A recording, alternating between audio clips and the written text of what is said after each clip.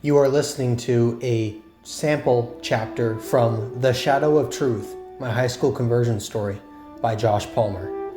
To read a copy of the full book, please visit the Amazon link in the description. Thank you. Chapter 1, The Gift of a Book. The day was April 26, 2017. We were at a field in between two different church buildings, both of which belonged to the Church of Jesus Christ of Latter-day Saints. It was around 7:30 at night, and the field was filled with people. If I had to guess, around 300 people were present. Music was blasting, and a handful of guys, some of whom I knew, were acting pretty bold and driving four-wheelers around the field. Girls and guys alike were dancing to the beat, and everyone was enjoying themselves. I saw many familiar faces of people I knew, such as a friend of mine who we'll call Rebecca Davis. Several of the school cheerleaders were also there. Scattered throughout the masses, I also saw several acquaintances of Wilson and I from math class, such as Emily Burris, someone I had known for almost 2 years by this point, and who Wilson and I frequently messed around with in our math class. Wesley Hendricks, a rival of mine, and Braden Trasdahl, someone I had known from my physics class, who we'll call Rex Ratner, he was one of the guys riding a four-wheeler, was also there. There were others, but those are all whom I can recall. From my friend group, I was present, along with Wilson, Chris Yackerson, and Chris Peters. Cole had not bothered to show. However, after enough debate, Peters, Yackerson, and I ran across the street into the corresponding neighborhood where Nick Johnson resided. We knocked on his door and told him that the Mountain View Steak was having a dance event across the street. Peters and I were not members of the church, but had always had fun at events like these, and we often knew the people there, which was why we had both decided to go. Johnson was initially uninterested until I brought up that there were donuts there, and in a moment's time we were all running back to the field to rejoin the event. After getting Johnson to the donut table, I began to search the field once more for someone, a girl I had known for a few years and had a giant crush on. We'll call her Carly. Truthfully, I had no reason to. I had no serious connection to her anymore and had it for a good couple of years. The crush had been an on and off thing, but nevertheless, I was curious if I would find her there. After searching for several minutes, I briefly caught up with everyone for a quick regroup. It was then that Wilson revealed to me something that would then alter the course of my life permanently. Though for better or for worse, I could not yet tell. "I have something for you in my car," he said. Immediately, I wondered if, for some random reason, he had bought me a Lego set, as I was a massive Lego fan, along with several others in our friend group. Unfortunately, his answer would not be what I was expecting, nor anything close to what I was hoping for. "What is it?" I inquired. "A Book of Mormon," he said. No thanks," I politely replied. I was disappointed that it was not a gift I had wanted. I did not care to own a copy of the Book of Mormon. As far as I remembered, the last one I had been given, the one from the missionaries back in 2015, I had eventually thrown out when cleaning out my bookshelf after failing to sell it to a second-hand entertainment shop called Bookman's. I had a feeling this one would suffer a similar fate if I took it. But I was not too concerned with the matter, making little of it and soon after forgetting about it entirely. I continued to search for Carly for the next 20 minutes or so until I had received a text from my father that he was there and ready to pick me up. I said goodbye to the squad and left, completely forgetting about the copy of the Book of Mormon that Wilson had wanted to give me. This just went to show how little I had actually cared at that time. I got home, took my shower, laid in bed on my phone for a little while, and then turned in for the night. The following day began as any other normal day did, yet unbeknownst to me, it would be the day when everything would change. I woke up, went to the kitchen, and made my breakfast. 4 scrambled eggs as usual with a cup of juice. I got dressed, brushed my teeth, grabbed my backpack and computer, left home, got to school, and met up with the squad.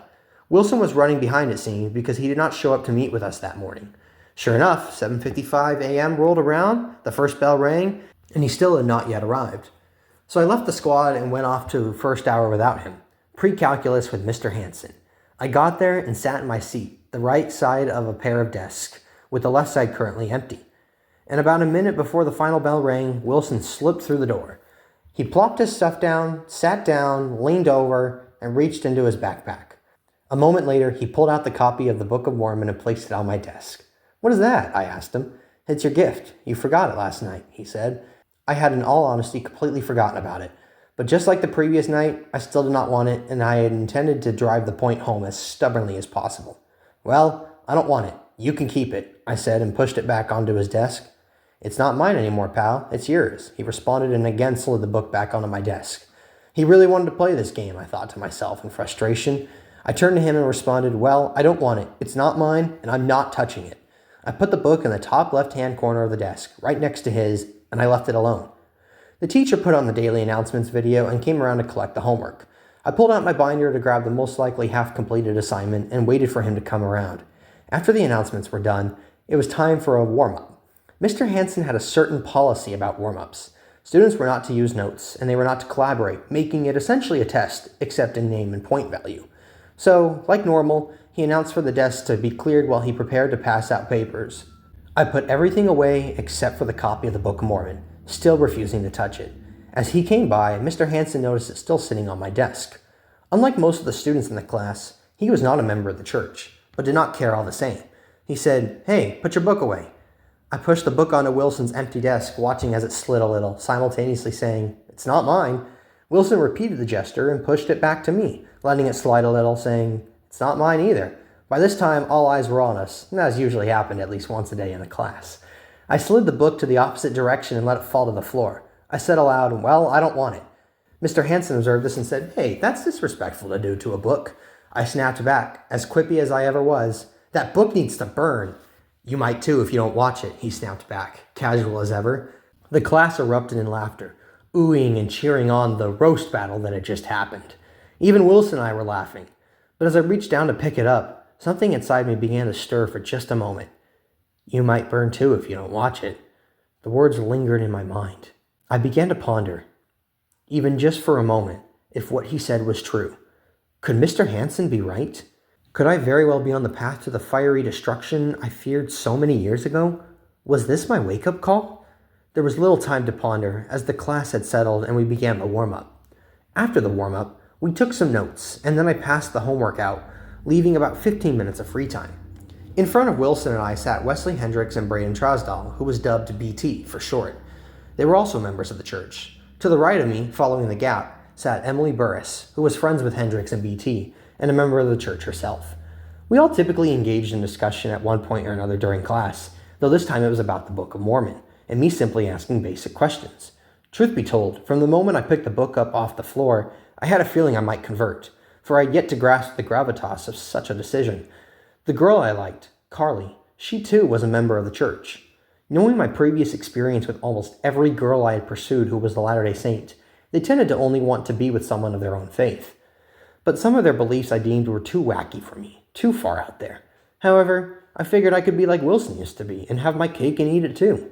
I could convert on paper and get the girl while simultaneously not being sincere in my belief and living my free and fun lifestyle. It sounded like a plan, but I still needed a bit of time to think about it. Wilson began to act like a figure on my shoulder, whispering in my ear, though I had yet to decide if he was the angel or the demon. He proceeded to paint a picture for me of what life could be like if I embraced the church and converted. I wasn't quite sure. The day went on, and I stuck the book in the small front pocket of my computer bag. It was half exposed, so ideally everyone would see what it was. I was hoping to get some attention from the Mormon people I knew. My day continued. I went to English class after math, and following that I went to Spanish. Then I made my way to theater, where I got a bit of attention from the few members of the church in the class, all of whom were pleasantly surprised to hear of my recent development. Another friend of mine, Harrison Graham, was not so pleased. He used to be a member of the church at a young age, but because of various circumstances, he found it in the best interest of his personal mental health to leave the church. This led him to the point where he now claims himself as barely agnostic. He began to push back a little and tried to talk me out of it. After theater, I went to lunch and met up with my friends after getting food from the cafeteria. Chris Yackerson was again pleasantly surprised, this time because he saw the book in my possession. Kolsteiner, Johnson, and Peters were very much in league with Harrison, and they desired to rip Wilson a new one for his decision. Johnson was an atheist, and Steiner and Peters were both casual Christians. Wilson, unlike most members of the church, it would appear to me, was willing to fight back, and he did so rather well. It was a pleasant change of pace, as when Yackerson and Dolnick would debate years ago, Yackerson usually could not defend himself as well as I would have liked to see. Wilson didn't stop there, though. He boldly pledged to not only convert me, but to go for each of them next, which was met with outrage from everyone who was in opposition to his current actions. I then continued my day and went to physics, where the table next to mine had 3 members of the church whom I bantered with back and forth every day: Rex Ratner, Braxton Bogle, and Kimball Driggs. They had either seen my copy of the Book of Mormon or I had brought it up to them. I do not entirely recall. We began talking about it, and they encouraged me to begin investigating the church. They warned me the book was pretty difficult to read in the beginning, but gets much easier, except for when it quotes the Bible for like 20 pages. Great, I thought. I went to my last class of the day, history, then went home. I sent a text to my friend Rebecca and told her about Wilson's gift. Rebecca was someone who I once had a romantic interest in back at the tail end of sophomore year, but after that didn't work out, she and I became friends, speaking every so often. She was a very faithful member of the church. Shortly after the one and only date we went on, we had a brief discussion regarding faith and religion, with her citing the church and its dating guidelines as one of the several reasons she wasn't really interested in relationships at that point in her life. She went on to speak highly of her faith and how much it meant to her and influenced her. After briefly discussing the church, she told me she would invite me to a mutual event, the weekly activity held by each ward for youth in the church, as a way of introducing the church to me. As of this point in time, in April 2017, she had yet to invite me to one. Initially after that conversation, I'd planned on never speaking to her again due to my failure to win her over. That changed a few weeks later, as I reached back out to her because she was acquainted with the girl I was then interested in, which at the time happened to be Carly. I wanted to use her as a possible in with Carly, a deceptive and shameful notion in hindsight, but unfortunately the truth nonetheless. This plan of mine didn't really go the way I imagined it in my head, so I ended up abandoning it, but I still kept in touch with Rebecca off and on over the course of the next year. Getting back to the present day, she began asking me if I was going to convert. I'll admit, I was getting caught up in the attention it brought me, and converting on paper could still be a feasible means to an end. So it was at this point where for the first time I said, I think I might. She was very excited by my response and then bore her testimony to the church and the happiness and joy it brought her. She assured me she would be there for me if I needed it or be ready to answer any questions I had. Little at the time did either of us know that she, like Wilson, would later become a key figure in my conversion story, but that was not until later on down the road. I expressed appreciation for her help and told her I would keep her updated. The rest of the day went on, and I began to research various things online about the church. More basic information than not, such as revisiting Mormon.org, but it was a start. I then went to bed and prepared for the following day. I spent the next several days seriously thinking about my options. Truthfully, I had little interest in becoming a lifelong member of Wilson's cult, but at the same time, I wanted to have a shot with Carly. Could this really be the answer? Wilson continued to be persistent, reiterating to me the grand future he foresaw for me, should I choose to follow the path he laid out for me. He made the point how it couldn't be coincidence that when, despite the fact that I was originally supposed to go to the whorehouse, as he described it, high school of Red Mountain, fate took me to Mountain View, where I ended up on a converging path with him, Yackerson, and the church. I had to admit, he made an interesting observation. I was no stranger to the idea of fate and divine plans and interventions. One day after school, I went into my room for privacy and gave Wilson a brief phone call. We chatted about the possible conversion, where he began to tell me about the support he was noticing for my conversion. Wilson told me that even another classmate in Hanson's class had expressed to him, I want Palmer in the church. That would be awesome. Wilson pointed out how even that guy was rooting for me. I did not know there was such seemingly widespread support. It was encouraging, but I still wasn't sure. Carly then came up in the conversation.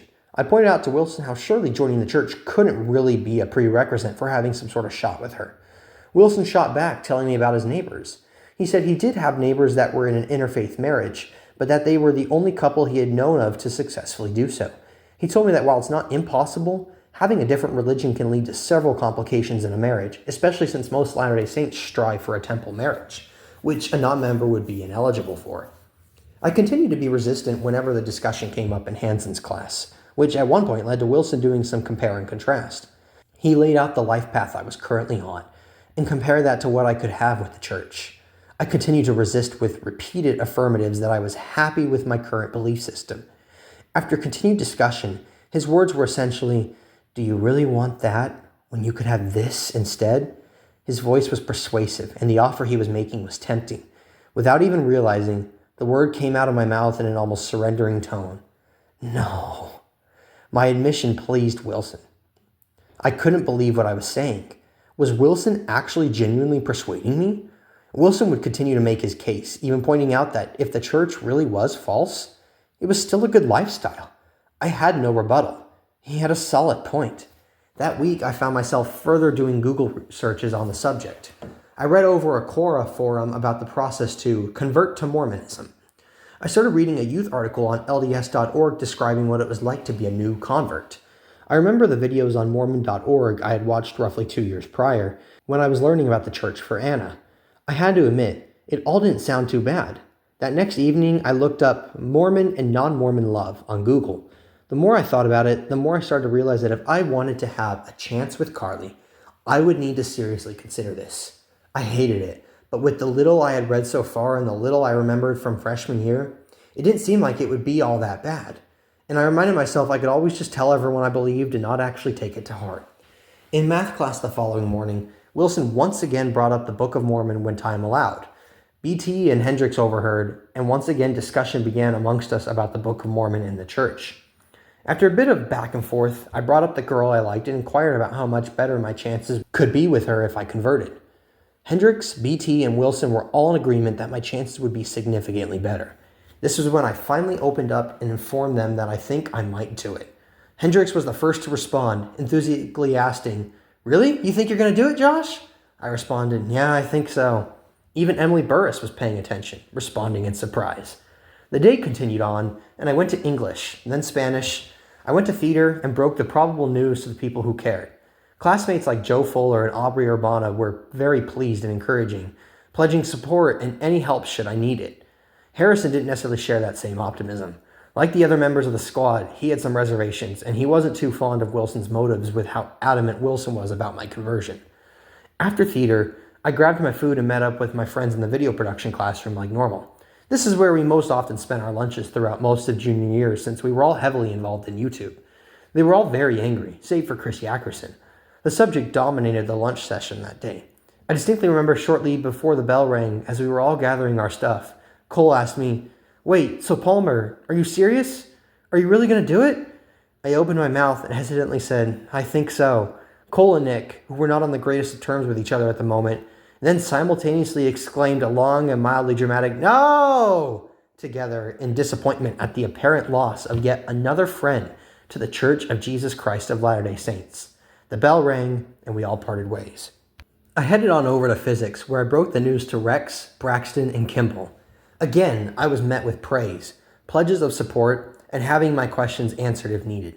Kimball turned around and simply said, "Moroni 10:3-5. That's a very important scripture." I flipped to the page where that verse was located, and while I don't believe I read it at that moment, I did doggy ear it for later. I told Kimball I would remember his words when I got to that point in the book. I will not lie. Overall, the attention felt great. It was something I could definitely get used to. Usually after school, before Chris and I began walking home, we would meet outside or inside the theater room. Cole's girlfriend at the time was in stage production class, and he would go there to see her after the final bell rang, since she had to stay to work on the upcoming school musical. Cole and I met up and walked over there. He then began talking to his girlfriend, and the three of us walked inside. Many people were inside, including Harrison, Aubrey, and the theater teacher, Mr. Van Patten, Mr. V for short. Mr. V saw my copy of the Book of Mormon in my computer bag and grabbed it, looking at it and asking curiously, "Why do you have this? Are you going to become Mormon?" His tone was a mixture of shock and curiosity. Cole immediately snatched it out of his hand and said quite firmly, "No, he's not." "Yes, he is," proclaimed a voice in the corner. All of us turned around to see Wilson walking in the back door with Yackerson following behind. An unusual sight, as Wilson hardly ever joined us after school. Harrison walked by us to agree with Cole and said, "No, he is not."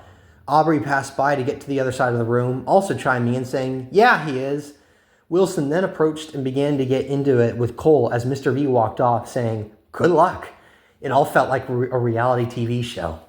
We continued our debate about my possible conversion. Eventually, while I was standing there, I got bored, so I pulled out my pen and flipped to the back of my copy of the Book of Mormon, where there were about 10 sheets of empty pages. I wrote a profane phrase on one of the pages and showed everyone. Chris and Cole began laughing. Wilson was displeased, and Aubrey was very upset, telling me, "That's a disrespectful thing to do to a book." Cole countered her, encouraging my actions. Days later, I would feel remorseful for my actions and rip the page out, but because of how hard I press down when I write, the writing was imprinted on the following page. This is still slightly visible to this day. We eventually carried our conversation outside, and Wilson had grabbed my copy of the Book of Mormon and held it up to me, putting on the most innocent, grandfatherly-like tone, saying, "You see this? This is your future." I laughed at how surreal it all was, but it also hit me like a freight train as he spoke. Was he right? Was the Book of Mormon really my future? For a moment, it really seemed like it was. We eventually all parted ways for the day. I then went home, feeling good so far about my probable decision to throw in with the cult that I once vowed to never have anything to do with, much less for the reason I was planning on at this time. I felt good. I thought I was probably ready to do this. I had a bit of research under my belt, I knew the basics, and I had a copy of the Book of Mormon. Pulling out my phone, I sent a text to Wilson, telling him I was ready and asking him what the next step was. Well, his text began, "You have to read the book."